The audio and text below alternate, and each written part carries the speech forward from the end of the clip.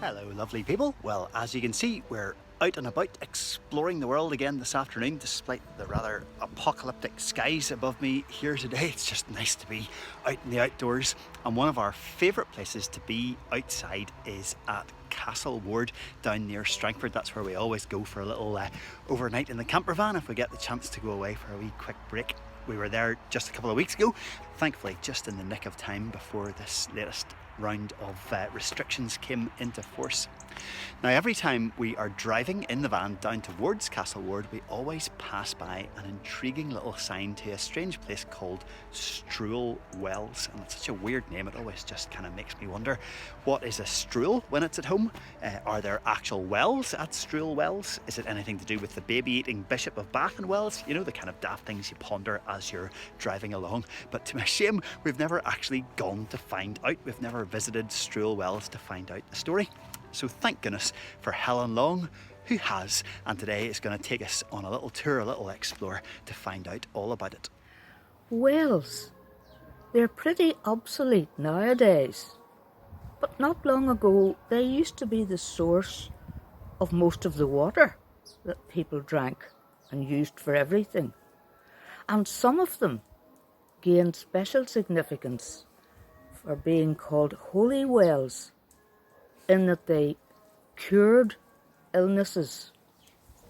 I'm going to take you to look at one such selection of wells that are supposed to have been blessed by St. Patrick himself. So as I wander around Struell Wells, think about the saint having been there beforehand, 1500 and more years ago.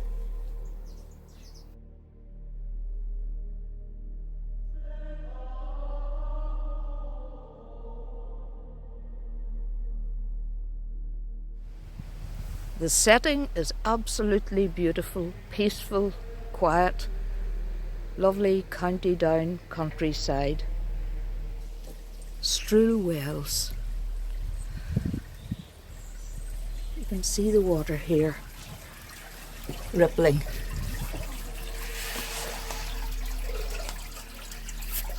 Beautiful, clear water. Here's the stream rippling along. Hear the robins calling, and there are wrens about as well.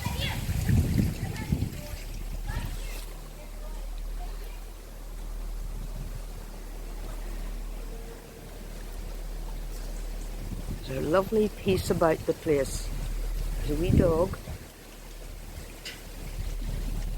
There's part of an old church.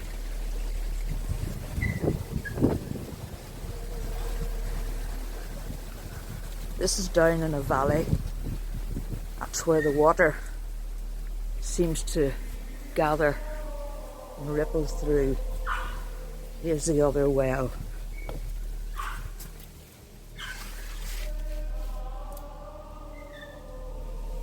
Reminds me of Seamus Heaney. Seamus Heaney's poem about wells is called Personal Helicon. I'll read a few lines from it. First from the opening. As a child, they could not keep me from wells and old pumps with buckets and windlasses. I loved the dark drop, the trapped sky, the smells of waterweed, fungus and dank moss. And the final verse, quite significant as he thinks of himself as an adult now. Now, to pry into roots, to finger slime, to stare big-eyed Narcissus into some spring is beneath all adult dignity. I rhyme to see myself, to set the darkness echoing.